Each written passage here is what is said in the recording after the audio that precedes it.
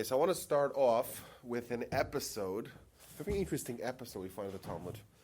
We're talking about Rabbi Yochanan ben Zakkai. We mentioned him last week. He was the rabbi of Jerusalem when he met Vespasian. We'll talk about that a little bit more today as well. So he's about to die. So the Talmud tells us what happens when the great rabbi is about to die. This is from the book of Brachos. Brachos is the book of the Talmud. The very first book of the Talmud talks about Brachos. Brachos means blessings. So if you wanted to know the Torah-idic laws of blessings, the different kinds of blessings we made before and after meals, various laws of prayers and the Shema, you would go to the book of Brachos. In it, we find a narrative about Rabbi Yochanan ben Zakkai on his deathbed. And what happens? His students come in to visit him. The rabbi's about to die. He's on his deathbed. Students come. And he sees them and he starts crying. Starts crying. And whenever you see a man of dominated by intelligence crying, right, being motivated by emotion, it always raises a question. Always. You see the great rabbi and he's crying. What's he crying for? So what do they say? They say to him, wait a minute. Our teacher, why are you crying? He said as follows. Listen to this, guys. He says, imagine they were bringing me in front of a king of flesh and blood, a human king. And a human king doesn't last forever, right? He's here today and he's gone tomorrow, right? We have the term limits. And if he gets mad at me, he's angry at me, his anger has limits, doesn't last forever. And if he banishes me, it's not an eternal banishment. And if he kills me, it's not an eternal death. And I could bribe him, and I could cajole him, and I could talk to him. Still, I'll be terrified. Imagine they're taking you down, and you're going to have to argue for your life in front of a king. Who wouldn't be terrified? Who wouldn't be crying? Who would be shaking in their pants? But what's the problem? He's a king. Negotiate with him. You could talk to him. He's a human. He's fallible, like any one of us. But still we're scared. Now, continues Rabbi Yochanan ben Zakkai, they're bringing me in front of the Almighty God, creator of heaven and earth, who exists forever. And if he gets angry at me, his anger lasts forever. And if he banishes me forever. If he kills me, I'm gone forever. And I can't negotiate with him. I can't bribe him. It doesn't work. There's no way to bribe God. And I can't convince him in any way. And not only that, there's two paths in front of me, one for Gan Eden and one for Gehenna, and I don't know which one I'm going to, and I'm not going to cry. It's his rationale for his cry. And there's a postscript to the story. That's item number one. Item number two continues the Talmud's narrative. So they say to him, teacher, give us a blessing. Give us a blessing. You're about to die. Give us a blessing. What does he say? Yehi Ratzon, it should be the will of God that the fear of heaven, your fear of heaven, should be like your fear of man. Did the rabbi lose it? My fear of heaven, my fear of God should be like my fear of men? Didn't you just say that we should be more fearful? What does that mean? So they say to his students, we should just be as fearful of God as we are of man? So he says to them, if only you guys would be as fearful of heaven as you are of man, because what happens when someone's about to sin? He literally makes sure no one's watching and he sins. Thus concludes the narrative. And I like to present this as really a continuation of what we were speaking about last week. We're talking about faith. And faith, it's a topic that our society has opted to not really delve into it deeply. We want our politicians to be men of faith. We don't want them to explain too much about their theology, about their position, right? In this discussion, in this dialogue, we want to really understand what does it mean, emunah. What does the Almighty want of us? Like, what are the responsibilities? What exactly does it mean that we have to have faith? Here we see an episode of faith. We see him living his life in a way that it's real. It parallels the real world. What we consider the real world. To us, we see a king, we're terrified. Right? We see God, we're not so terrified. What happens with Rabbi Yochanan ben Zakkai? What does he see? He's about to see God. He's about to be in judgment in front of the Almighty. And he's terrified, just like we would be if we're going to a human being. In his perception, right, being encountered with divine justice is as terrifying, even more terrifying than facing the wrath of a mortal king. And then he continues. He tells him, listen, this is me. I'm the teacher here. And my reality of God is I'm much more terrified of God than I would be of a mortal king. But what do I bless you, students? That you should fear heaven as much as you fear your fellow man. All I'm demanding of my students is that at least there should be parity between their fear of heaven and the fear of man. Be as fearful as heaven as you are of man. Make the reality, the spiritual reality of your relationship with God, that to be as real as your relationship with other people. And what happens? And they're saying, wait, that's what you want? No more? He says, yeah. What happens when someone sins? What do? Look left, no one's watching. Look right, no one's watching. Right? Wait a minute, isn't God watching? Of course God's watching. It's just that reality is on a lower level, unfortunately. Right? What he's telling us is a dramatic change that could potentially happen. He means this is relevant to us as well. But there is this possibility of making the existence of God an entity, a reality that parallels the existence of our fellow man, of everything we see, everything we encounter with our physical senses. And I want to tell you guys, you think that, okay, well, Rabbi Yaakov ben Zakkai, he lived in the first century of the Common Era, and based upon the principle of Yirata Derot, that there is a dramatic and progressive degradation of the status, the spiritual status of man, right? The further we get away from Sinai, the further we are from Moses and the great prophets, we can't have prophets anymore, right? There is a regression, a spiritual regression. So what about us? Like, how can we today, living in America, living in contemporary times, how can we even imagine or hope to have a level of faith where it's actually real? So I want to tell you guys a story. I don't think I mentioned this last week. My grandfather of blessed memory, when he was 90 years old, he was quite sick, and for the last half a year of his life, we had a rotation. All the grandkids who lived in Israel at the time. I was there in Israel at the time. We had a rotation of someone to spend the night with the grandfather. Why? Because otherwise my grandmother, Nebuch, she would have to be up the whole night tending to him. Because he was in a lot of pain, he was in discomfort, and he had to, So every night, a different grandchild came and filled in the rotation. And one night, it was yours truly's responsibility.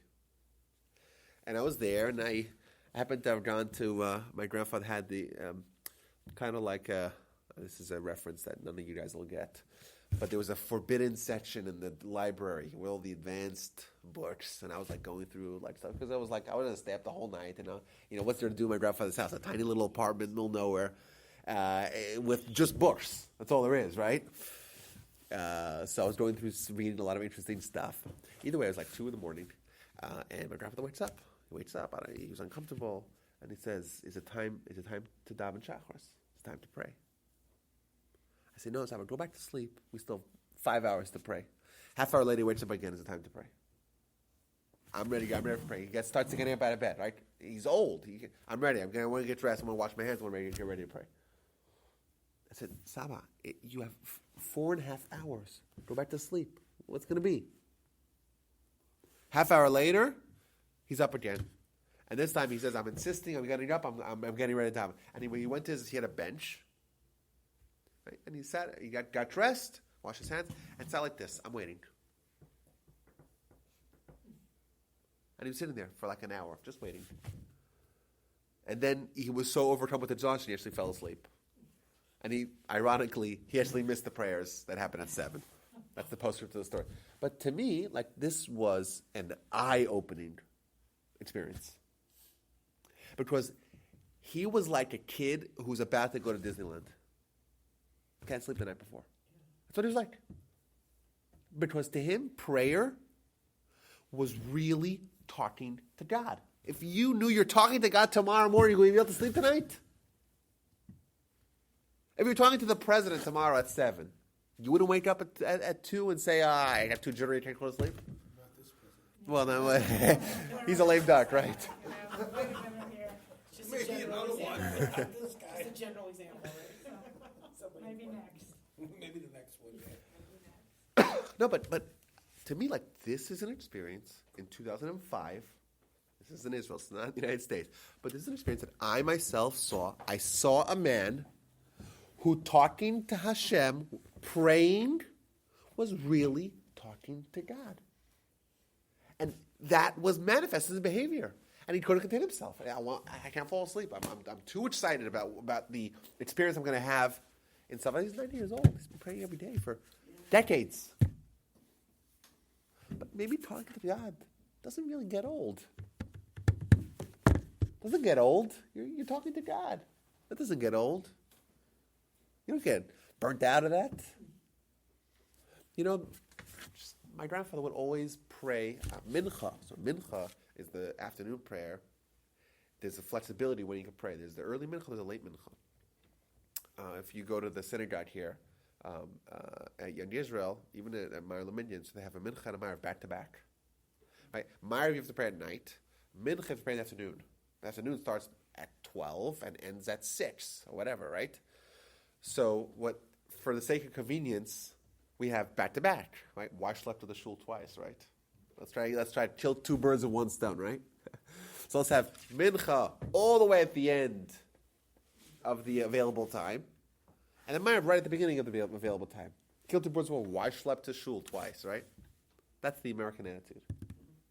My grandfather, every day of his life, he prayed mincha the earliest possible. To him, it was unthinkable to go from 7 a.m. to 7 p.m. and not talk to God if you have an opportunity. So even if the yeshiva where he that he headed had the prayers later, he himself would pray earlier. This was lifeblood for him. So, I just want to dispel any misunderstandings or misconceptions that such a stance or such a status in faith is beyond us. I'll give you another example from the Talmud, just to throw you guys another curveball. We have the story of Rabbi Akiva. And Rabbi Akiva is under the terrible, brutal, and cruel rule of the Emperor Hadrian, and he tells him he can't study Torah. Whoever studies Torah is going to get executed. Whoever is a child at bris milah is going to get executed. Mom and child, whoever observes the Shabbat or the laws of Nida, gets executed. Really, really restrictive rules for a Jewish community.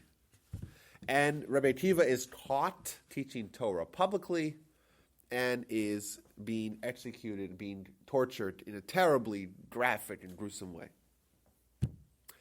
And there too, the Talmud tells that his students come over to him and they're talking to him. And he's saying the Shema. And the students say to him, this is what you're doing right now? You're about to die? You're saying the Shema? So he responds, every day of my life, I said, V'ahavta et Hashem, right? B'chol avcha, b'chol nafshecha, b'chol ma'odecha. You should love Hashem, right? B'chol avcha, with all your hearts, b'chol nafshecha, with all your soul. What does that mean? How do you love Hashem with your life? That means even if God takes away your life, your love of God transcends your love of your own life. And therefore, if there's a conflict between God and your own life, well, then you give up your life. And every day, says Rabbi Akiva, I read that and I was wishing and hoping and yearning, when will I finally have this opportunity to fulfill this? So now, when I finally have the opportunity, I'm not going to say the Shema. Now I'm actually doing it. Now's the time to say the Shema. when we learn the laws of the three cardinal sins we have to give up our lives for, to us, this is like worst case scenario, The Gentile comes and says, hey, commit idolatry or I'll shoot you dead. Unfortunately, you have to give up your life by Jewish law.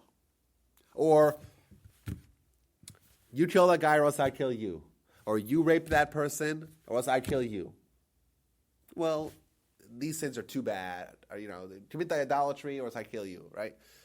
These are the terrible sins you got to give up our lives for. But for us, this is suboptimal. Right? We would have rather had to avoid that. And says Rabbi Akiva, every day of his life, he's saying, when can I finally fulfill this? He's hoping to actually have the opportunity to demonstrate that his love of God transcends his love of body.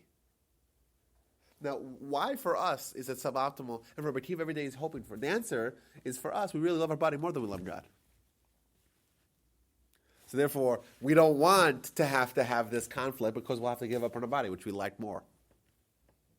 Rabbi Akiva really, every day, he was hoping to have an opportunity to demonstrate his faith, to actualize what he believed. Pretty incredible. Now, when we talk about these high levels of faith,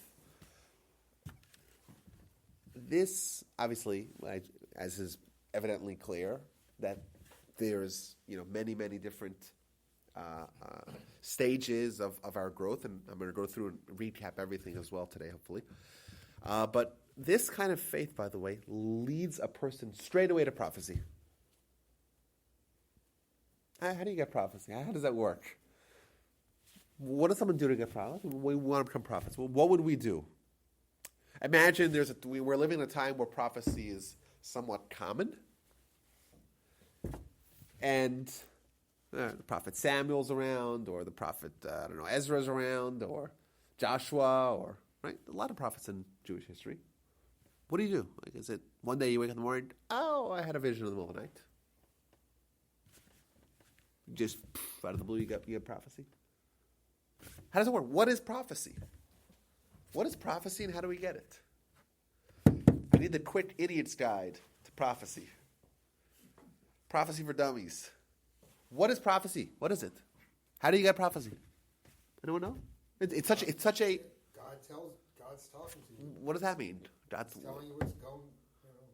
What's going to happen. But what does that even mean? What does that even mean? I'm not saying you're wrong. I'm just saying, what are the nuts and bolts of prophecy? And what can I do to get it? Not me necessarily, but what does a human do? Like, what did Moses do to get prophecy? Moses was a great guy, but did he study Torah? I don't know. He didn't have Torah, right? Or maybe he did have Torah. Abraham had Torah, right? We know that, Dave. Abraham had Torah before Torah was given, so maybe Moses had as well. But simply, we understand that Moses gave us the Torah, so he got the Torah with us. So, Modifying your own will for the will of God, like being allowed. okay, so you're saying it's being humble. It's like you totally know that You submit yourself to God. It's Okay, so we submit ourselves to God and we get prophecy? God chooses you. Well, God chooses you? He chooses. Well, if God chooses you, then it's just random? How does God choose who to choose? God chooses you. God doesn't- He's chosen everybody already. Well, we're a chosen nation, so are we all essentially potential prophets? Maybe. We're a nation. Isn't it about connection too, Rabbi? It's about an intense connection. But how do you get it? I guess you have to be Well- a Sadiq. Okay. You have to live your life always thinking about how you're going to connect with God. I mean, we have to be like, How do you connect with God? Is there like a plug that we connect with God? How does this work? I'm saying prophecy is such a core element of our religion. If you were to count the 13 principles of faith of Maimonides, 5 of them are about what we understand of God, 4 of them are what we understand of prophecy, and 4 of them is what we understand of reward and punishment. Right? So 4 out of 13 talk about prophecy. Prophecy is everything. Like we believe Moshe gave us the Torah because we knew it's from God because we know he's a prophet. Prophets are the leaders of the religion. Our entire Bible is the words of prophets. What made someone a prophet? Samuel got lucky. He won the spiritual lottery. Scratch off. I think you have to love God at all times. You got to love God. You have to love God, and you got to. It's all you think about is my love of God, my love of God, my love of God. Okay. It's constant. Okay. Okay. I have kind of a detailed answer to this. That Go ahead. that makes sense to me. God speaks to us 24/7. We have a receiver, our soul, our conscience, whatever you want to call it. Okay. It's there all the time. We maintain that receiver. We maintain it in good condition, or we don't maintain it in good condition. Sometimes we turn the darn thing off and don't listen at all. But the word is there all the time if we choose to listen, if we maintain it. And to me, the way of maintaining it is to feel it, to shiva sedekah. By doing these three things, we keep the receiver in good maintenance. And in not doing those things, we allow it to drift out of frequency. Okay, okay, do we hear what's being presented here? So he's- This is a dramatically different idea. This is that. Okay, now I'm going to say something kind of similar, but more details. So, I What? was trying to hold it back and wait till. No, go ahead. No, this is a dynamic discussion, guys. Guys, I'm telling you, I'm jet lagged. I need you guys to pick up the. basically saying you have to want it. No, it's not. What he's saying is, it's not like isolated episodes of prophecy. It's prophecy is essentially. It's not God's withholding. It's that on the receiver end. This is a dramatically different. It's not like, oh, God decides to give someone a prophecy, but God decided to not give me anything. No, maybe God is giving me prophecy. It's just I have no tools to accept it, Okay, all right. to decipher it. But could one of those missing tools be the fact that you don't want it enough? Maybe there's not enough You desire don't have the for it? faith in it. For Yeah, the you don't connection, believe it. for the connection. I don't think it's in the real time. I think it's in the preparation. That you prepare yourself on a continuous basis so that Okay, it so can come through to you so- when you need it. okay, so let's make it clear. We cannot achieve prophecy anymore. That's absolutely abundantly clear. The last prophets we've had are Haggai, Zechariah, Malachi, Malachi, whatever you want to call them, whatever we call them. We're not having any prophets. And it's clear, the Talmuds are clear, that even the great sages, Rabbi Akiva, Rabbi Yochanan ben Zakkai, all the people we speak about today, people spoke about last week with Shimon Bar Yochai, they never had prophecy, and they couldn't get there. That could be either because, like we said, the degradation of the generations, or and therefore the individuals are incapable of prophecy, or the society is not capable of prophecy. So even if the individual, perhaps in a different society, would be capable of prophecy, but the society as a whole is not capable of prophecy. Either way, prophecy today is not possible. But how did it work? So this is interesting.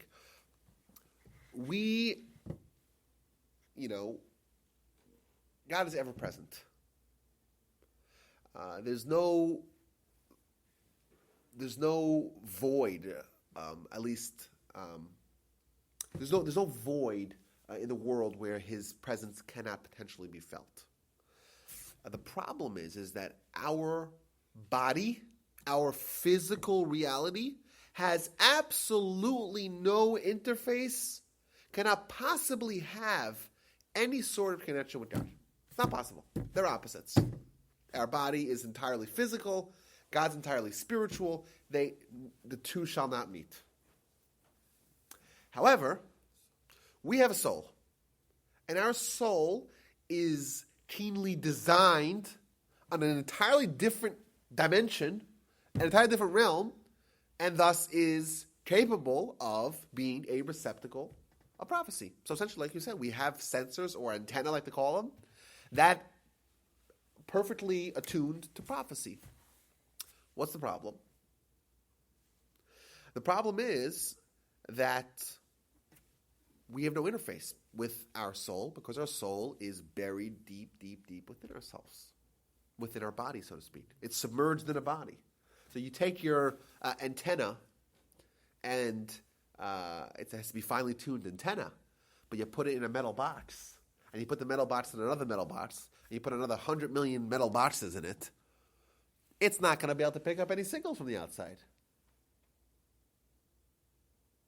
So the way someone gets prophecy is not by having God bolt him some sort of lesson, some sort of insight. It's an internal work where if you remove the influence of the body, you expose the antenna that's already there, and therefore you're able to pick up the signals.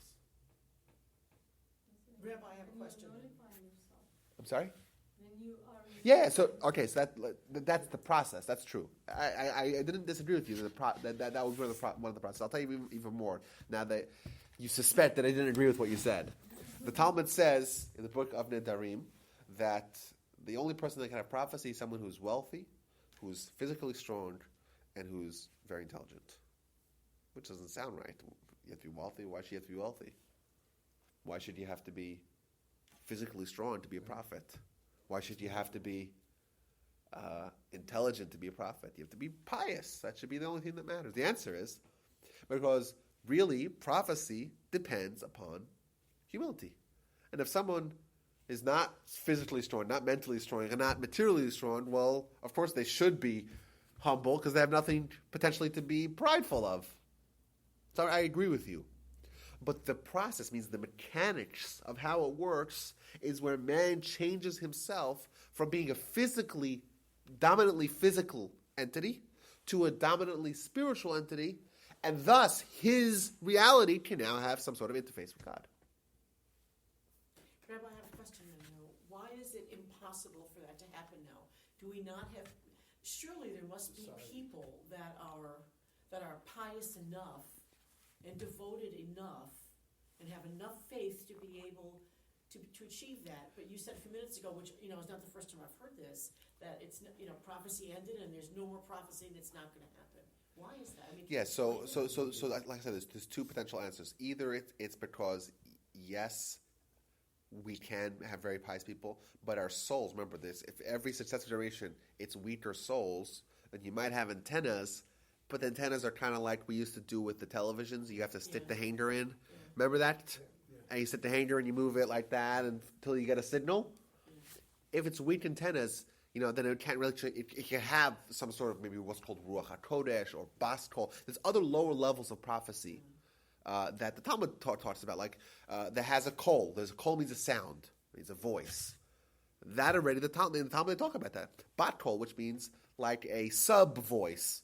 Ruach HaKodesh was called the Holy Spirit, which sounds weird. It's an inspiration. It's a lower level of prophecy that we can still have today. We can still have today. So yes, I'm not saying that we cannot have it. It's just that prophecy, as in, we'll see a little bit more about how prophecy works, but direct communication with God, that's not possible. And I would say either because we have the weaker antennas, right? We got a lower frequency or whatever, lower voltage or amperage or whatever.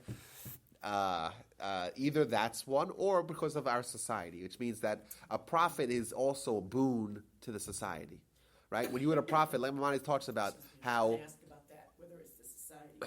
How Maimonides explains how a prophet would be the destination for everything. If you lost your iPhone, you would go to the prophet. Really, that's what people would do.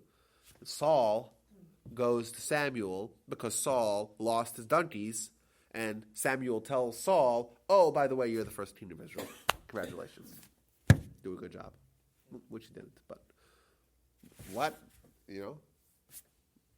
that's what prophets were. So therefore, if the society is not one that's collectively worthy of having a prophet, even the individual is fantastic.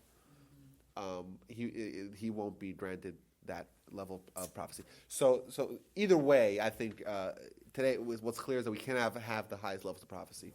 So didn't prophecy end during the destruction of the Second Temple? No, even earlier, right at the beginning of the Second Temple era. When there was the holy people had left Israel? Oh, the people already come back. Ezra came back. Ezra was a prophet. He came back. Beginning of the Second Commonwealth. So the vast majority of Jews was still in Babylon from the first exile, but some Jews came back with Ezra and rebuilt the temple. But then prophecy was already petering out. Everyone saw it was weakening. And Maimonides tells us that there's various degrees of prophecy. Thus, everyone saw that the end was near, and that's why the Men of the Great Assembly is essentially a group, a society, society is a weak word, but it was an assembly of the Sanhedrin to try to create a Judaism that will survive despite prophecy ending, despite the temple being greatly reduced, despite the fact that the Jews are now living in multiple places. Jews are suddenly spread out throughout the world. You have the majority of Jews living in Babylon. What do? What happens on the holidays? What happens? What happens with laws? There's certain restrictions upon what courts can do outside of Israel. Do you know that? Who determines this new reality? So that's what the men of the Great Assembly, under the leadership of Ezra, they're the ones who formalized prayers. They canonized the books of the Torah. What goes in, what goes out. That's why, by the way, the book of Esther is the last one to be included, because Esther happened at the tail end of that 70-year period between the first and second temple. Thus, it was the last to be included. Anything that came post it was not included in the canon, because the canon was sealed. And then during the time of the Second Temple, we also had the problem with baseless hatred. So maybe, that was a further degradation of society. Yeah, well, once there's no prophets, it opens the door to all kinds of heresy. All right. So it's not the other way around. That's the way. Okay. Well, I'm saying thinking of it the reverse of that. All right. we're going to have a lot of discussion about this when we talk about history. Okay. All right. But it's a good question. It means what leads to what we could debate. But either way, there's no prophecy, and suddenly anyone who wants to reject the very framework of our religion can do so without being, totally quelched and squelched and quelled by a prophet who's demonstrated prophecy. Like Ramani talks about how many times you test a prophet. When you actually vet a prophet in the Jewish method, they're a prophet. Everyone knows that. It's undeniable. They prove themselves again and again and again countless times. You don't want to mess around in such a world. Either way, guys, what happens when someone gets prophecy? Just to recap this.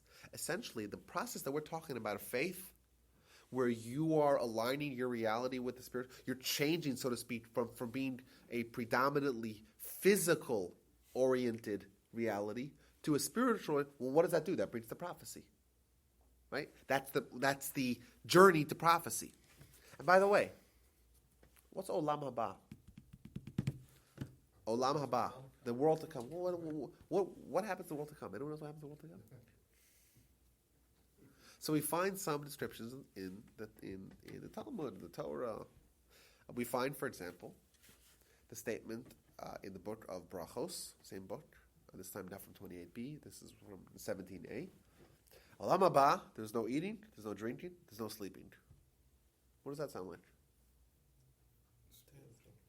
Sounds like no body. No body.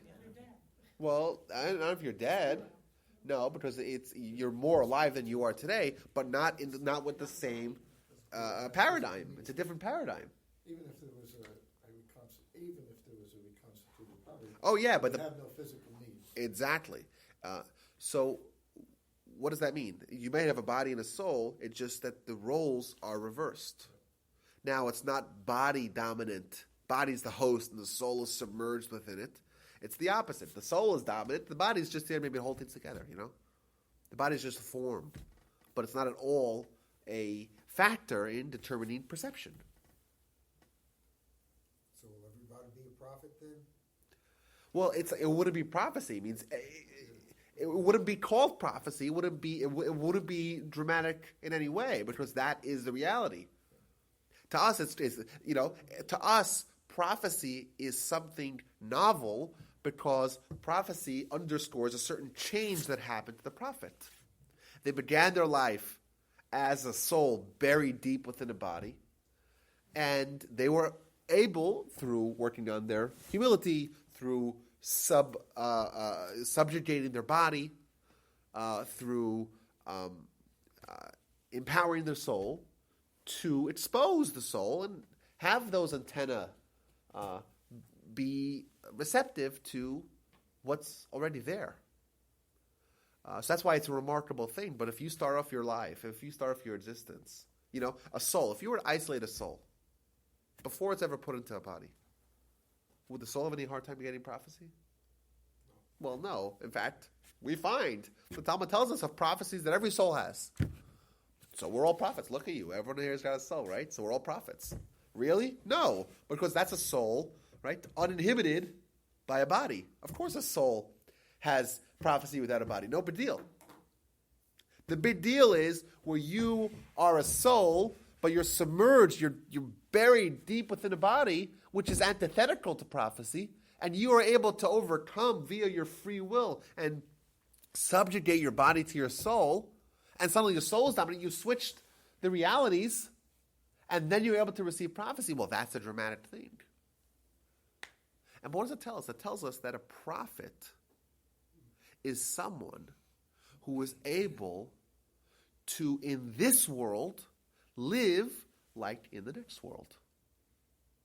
The way everyone's going to exist in the next world, where the body is, if there is a body, it's not at all a dominant factor compared to the soul, right? That reality that everyone has in the world to come, a prophet has in this world. That's why it's dramatic, and that's why it's an accomplishment. Are all the prophets so holy, or are some of them much more of a human than many other people? Oh, so Maimonides tells us there's tons and tons of levels of prophecy.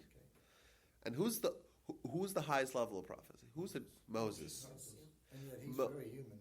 Well, let's examine some sources here. Okay, well, he's human because he's still got a body. By definition, body and soul means human. As to what the breakdown of influence, body versus soul, he was almost entirely soul, I would say. Maybe even entirely soul. Either drink those 4 years and Booyah. No There you physical go. stuff. He just Do you remember that? lived with his That's in the wife. Torah. It says it multiple times. Moshe didn't eat. How does someone not eat or drink? How is it possible? No, he doesn't eat or drink. 40 days he goes without eating or drinking. How is that possible? Moshe was human? Yes. Could you live without food and water for 40 days? No. It said that in the Torah.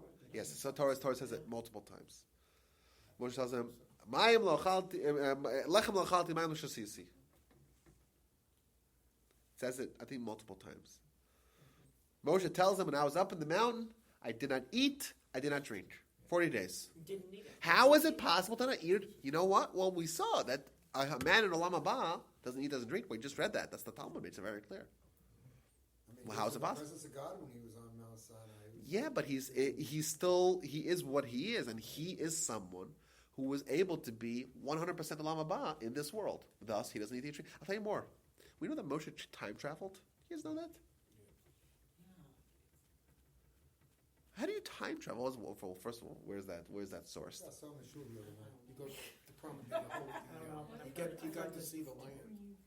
Well, he didn't. Well, so what he saw in the land. When God placed his hand before him. Well, okay, you guys are all talking about In the crack or whatever. yeah, in the crack. Well, that wasn't time travel. I don't know exactly what that was, but we find in the Talmud that Moshe was privy to a discussion of Rabbi Akiva and his students. Rabbi Akiva came 1,300 years later. Well, I don't want to go too deeply into that particular episode.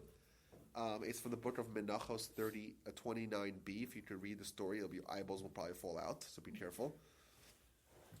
It's an incredible narrative. But either way, Moshe said, how do you time travel? Aren't we limited to time? We are. You know, that's the material, physical reality that we live in. Moshe is able to time it. How does he do that? Well, he has a different reality. Not only that, do we know that Moshe had to wear a mask his whole life? Yeah. Do you know why he had to wear a mask? Why do you have to wear a mask? His so face was white. like the sun. The Talmud says the Pnei Moshe Pnei Chama. Moshe's face was like the face of the sun. Try looking at the sun. How long can you get to look at the sun? You can't do it. Why was Moshe's face like the sun? He had absolutely no more metal boxes covering his antenna. All he had was soul. And what happens? We have no interface with our soul. Our physical eyes are limited to seeing physical things. The soul, the sun is an example of something that transcends that. I'm not trying to say that the sun is spiritual, even though I would make that argument as well for a separate time. But the Talmud makes it clear in many different examples and even verses that talk about the sun being representative of Olam Haba because it's beyond our physical tools of engagement. We can't engage with the sun. So what happens? Moshe, he's suddenly a soul. You're looking at the soul. You can't look at the soul. There's no interface that our physical reality can have with Moshe's spiritual reality. He doesn't have any more barriers. You got to put a new barrier. You got to put an artificial mask. How, if he's pure spiritual, how is it he can sin by smashing the rock and not explaining that the water that comes out is from God? He's sinning. And in fact, the rabbis say that's because of that he doesn't get to go. In fact, I think the Torah says. Yes. He doesn't get to go into Israel. So if he's pure spiritual, it almost makes it sound like he's incapable of sin. Is that what you're implying? Okay, so that's an amazing question. I'm not implying anything. So it's a good. I want to address that question. So clearly, he is capable of sinning. So he's by the fact that he still has the effect of a body. So there's still something about what was his sin? Do you remember what the postscript was? How did God twice? The ones in the book. I'm sorry. God told him to speak to the rock, right? And instead That's right. he got upset and he hit it. And then he gave That's him twice to go. Right. So twice the Torah describes his sin very bizarrely. Do you know how it describes his sin? Don't get me to try it. Okay. So it says, Yan lo emantem bi. God tells him, he doesn't tell just Moses, he tells Moses and Aaron that you don't have, but the reason why you're going to get punished because you don't have faith in me. Yeah, okay. Do you really think Moshe didn't have faith in God? But you know what, Rabbi? Maybe he was so affected by his surroundings at that moment, He did it with him. right? Come By on, all Moshe's the- affected by his surroundings. Well, by the people who were putting pressure on him, and maybe, at that moment, he was just so affected by what was going on around him that maybe that was what caused him to sin. Because surely he was somebody who had plenty of faith. So clearly, to say that Moshe didn't have faith is insane. Mm-hmm. It's insane, but the Torah says it twice. So what does it mean? It means that Moshe is judged on his level. Let me ask you a question. If I'm able to take a rock in front of a nation of millions, strike the rock, doesn't matter, touch the rock, strike the rock, whatever I do, and I extract enough water to drink 1,000 people, more even 1 million people, would that encourage faith or diminish faith, in your opinion? Of course. If you do it with no credit to God, I do have diminishes faith in well, God. certainly, Moshe even mentioned that God will bring out water from the rock. Isn't it possible Moses was confused because the first time that he got water from the rock, God told him to. Well, that's true. So I wanted to say Moshe was confused. I'm not going to say that about Moshe, but simply, there's a good argument to be made that part of the test that the Almighty set for Moshe was the fact that the previous time God had told him to strike the rock, and this time he told him to talk to the rock, but he also told him to take your staff. So he kind of led him to believe that you're going to use your staff for something. Now, but also the first time he says that God told him to do this, he acknowledges God in the act. oh yeah, so He doesn't acknowledge God the second time. He really doesn't. well. He gives Okay, the well, impression, I did we this. have to understand that Moshe is judged in his level. This is the most important thing. Moshe for sure had faith. Moshe had faith. Yes. Okay, the Torah says he didn't have faith. The Torah is judging him at his level. Moshe at his level, his free will. Where is the free will of Moshe? Did he lose the capacity for free will? No. He still had some free will. Where was his realms of free will? Was it to sin? Certainly not. Right? To have a sin, to start, to light a fire on Shabbos. That's not Moshe's test. Maybe that's our test. That's not Moshe's test. Moshe's test is to either do the most wonderful miracle the world has ever seen and extract water from the rock by striking it and inspire faith amongst millions for eternity, or to do the same, but to not even touch the rock, to just strike it. So it's slightly more inspiration. That's his test. And he failed in the test, and the Torah makes it clear. But the Torah is so strict with Moshe that even though his act was an act that inspired faith in millions for eternity, that he actually extracted enough water from a rock by merely striking it, right, enough to give water for a nation of millions, but because it could have been slightly more impressive and encouraged slightly more faith for Moshe at his level, that's as if he rejected faith entirely. The Torah says, you don't have faith in God. It's very important to us to realize, yes, Moshe was still capable of free will, but where was it? Where was the realms of free will? It was on high levels that we can never. For us, in our wildest dreams, we can never do a mitzvah that was Moshe's sin. Does that make sense? And maybe we'll talk about this at some other time, a little more great detail. But there's the idea of as someone progresses, their free will choices get higher and higher. Rabbi, I got a Go ahead. question about that. Go ahead. Now, maybe I'm wrong, but do you believe that one of the reasons why Moshe wasn't allowed to go to the Promised Land was they didn't want him to become an idol? Is that possible there also? Well, it doesn't seem like that was a concern because the Torah makes it clear why he didn't want to go. That's Because why we don't know where he's buried. maybe that's why we don't know why he's buried. But it seems like from various Jewish sources that had Moshe gone into the land of Israel, the idea of such a man in the land of Israel, the marriage of this dramatic personality, right? In the land of Israel, that would have entirely changed all of human history going forward. So therefore, it wasn't just Moshe going to the land of Israel and just doing the mitzvahs in the land of Israel. It was more like, well, what would the Jewish people look like had they had the opportunity to have the holiest man in the holiest place? What would that look like? And what kind of future history would that engender? So yes, I don't think that it was limited to the fact that Moshe would be deified, which I don't think would have happened. The Torah makes it clear that Moshe was a human and everyone knew he was human. Even though he was human, he had to wear a mask to cover up his sun-like glow. Either way, I want to just give a little bit more here, more details about Moshe to kind of just hammer home this point. We find in the Talmud the idea of a soul and the body being such opposites that the soul every second wants to escape the body. Do you know that? Wants to escape the body.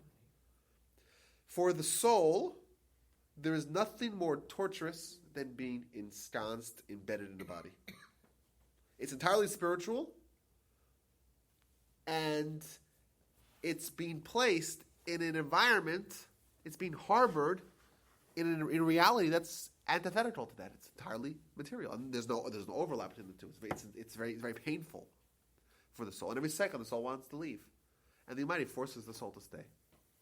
And then we find a tremendous narrative of Moshe at the end of Moshe's life, where the Almighty says, I want to come take the soul of Moshe. And the soul says, there's a conversation, we have a recorded dialogue in the Midrash, the very last Midrash in Midrash Rabbah in Deuteronomy, talks about Moshe's death. The very last Midrash there has this incredible dialogue that the soul has, Moshe's soul has with God. And God tells to Moshe's soul, come here, let me take your soul out of the body of Moshe. And I have the greatest place in Tachas Kisei HaKavod, under my chair. Like, there's no better place to be. And what does the soul respond? There's no better place I want to be than in the body of Moshe. Moshe had no friction between body and soul. His body was so cleansed that it was a preferred destination for his soul. His soul was happy. Soul was content. There were no more boxes. There was no more barriers. The soul wasn't restricted at all. There was nothing in Moshe that was opposing to Moshe's soul. Our soul, poor guy, wants to run away every time. Right as we speak right now, our soul is suffering. And what happens, by the way, when the soul runs away from the body? Anyone knows? Well, you die. You die. That's right. If you separate your soul and the body, you're dead. So our soul is suicidal. Our soul's suicidal. Oh, no, the soul doesn't die. Well, the soul doesn't die, but the soul's part of the body, right? Our soul's suicidal. The soul itself's not suicidal. Yeah, and by the way, we'll say It's that almost the other way around. It's murderous. yeah, well, So why don't we just create all souls and not even have a body? that's another good question. What's the purpose of me? Of these are good questions. We're going to get to all these things. I don't know if we'll get them all today. We have lots of them for you A tonight. whole other course. No, it's coming. It's coming.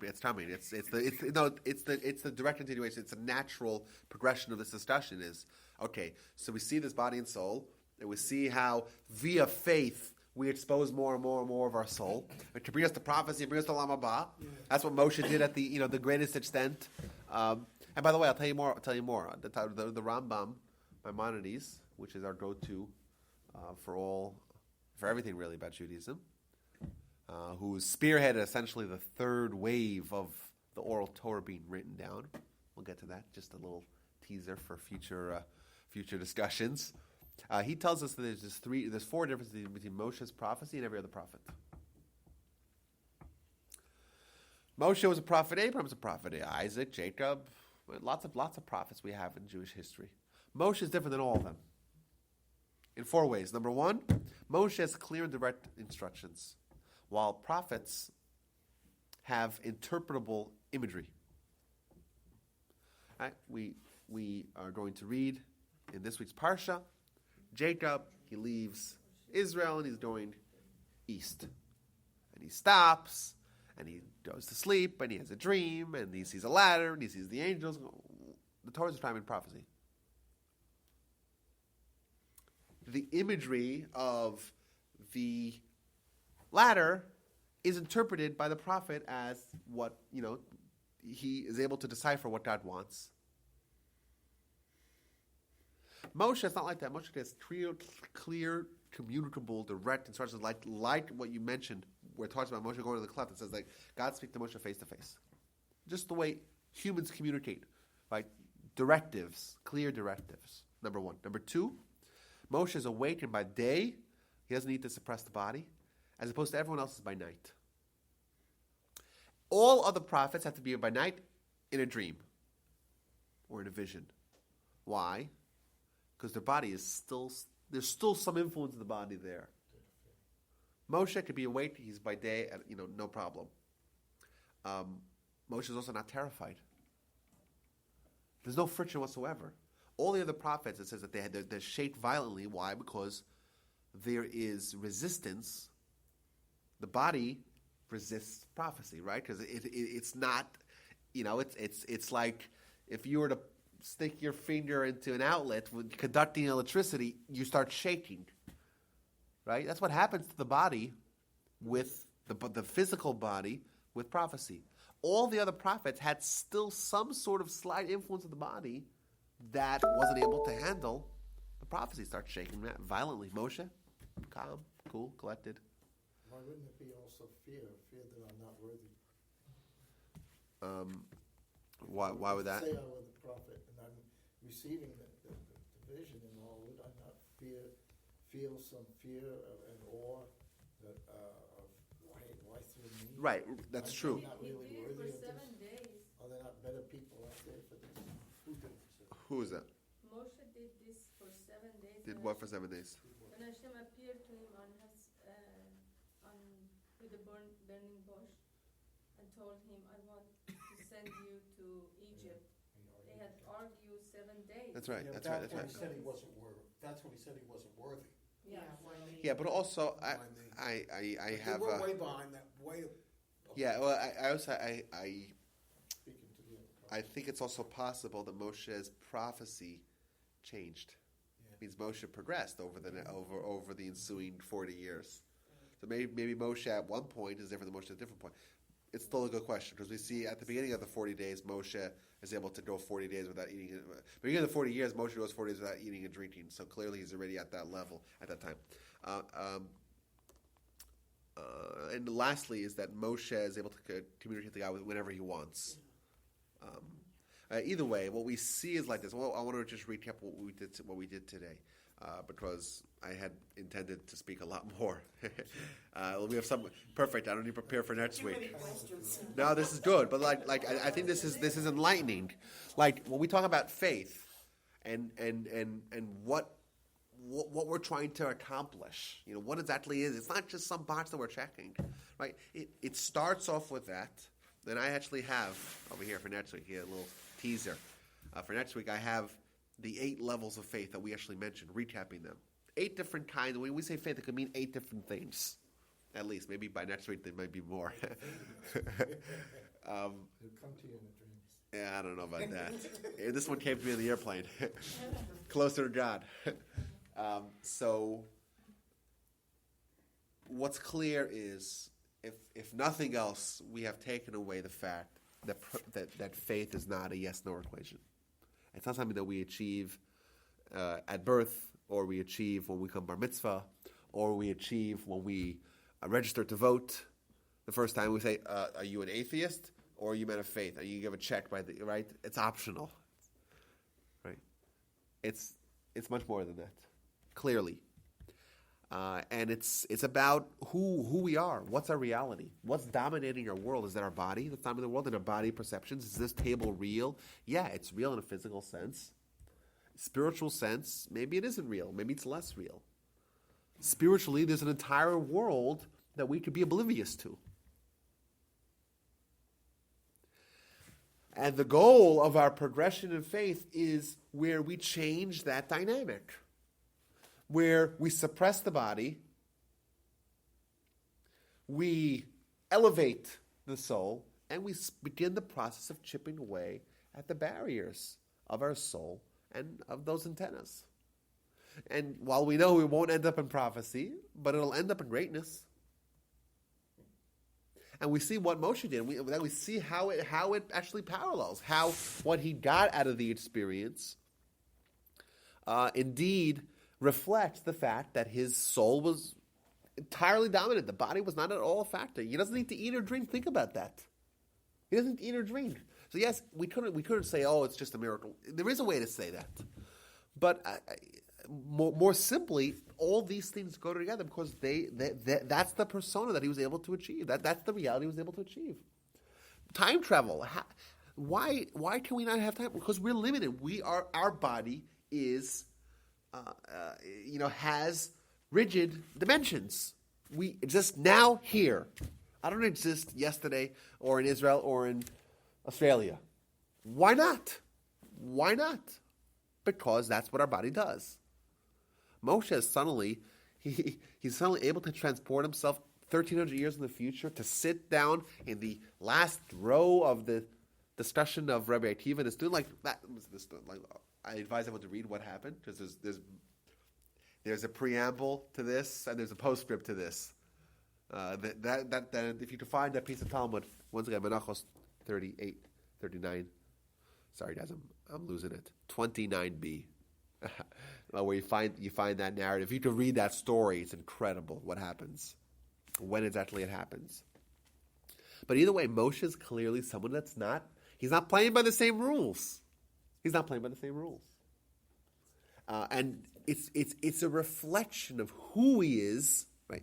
That gives him these higher levels of prophecy. That gives him the clarity, right? There's nothing obscuring his soul. People can't look at him. You're looking at a soul. You're not looking at a body. You're looking at a soul. What happens? You can't look at it. It's beyond us. You got to give some sort of artificial mask, artificial barrier. Now, if we were all souls, it wouldn't be a problem. Because our souls can have interface with other souls. Problem is that our bodies trying to look at Moshe, we can't do it. Can't handle it. Can't take the heat. Either way, guys, we have what to talk about next week, and we're going to go through the detail of all these, what's the most rudimentary faith, and we'll end up with Moshe, and kind of run through the gamut of these of the progression that essentially is the markers and the milestones of our growth in our Judaism. And we will begin asking some other questions, some very important questions of, okay, well, why does God have to give us a body? Wouldn't it be simpler if we were all like Moses? Just give us all straight up unsullied souls, and what's the problem? We could have prophets, we could have everything. We don't need to eat, we don't need to drink. Well, why do we start with this world as a precursor to the next world? Just start from the next world, simplify things. Well, what's the purpose of all of this? We describe the God that's not limited, not lacking anything. Suddenly he has to create everything. Creates us, creates the world, creates 8.7 million species. Like, what's the point of all it? Just start from the end. Good question. It's a good question. Especially once we see what the end is, what Olam Haba results in, well, just start from there. That's a much better place to start, don't you think? So we'll get into that question as well. That could lead us. Next week? Yeah. Not next week. Why not? Well, either way, it'll be recorded, and You're going to record it? Oh yeah. Yeah, we have to be able to listen. So that's that, guys. Core beliefs of Judaism. We're painting a different picture, right? This is not what you learned in the religious school, clearly. Thank you. Okay, thanks a lot, everyone. See you next week.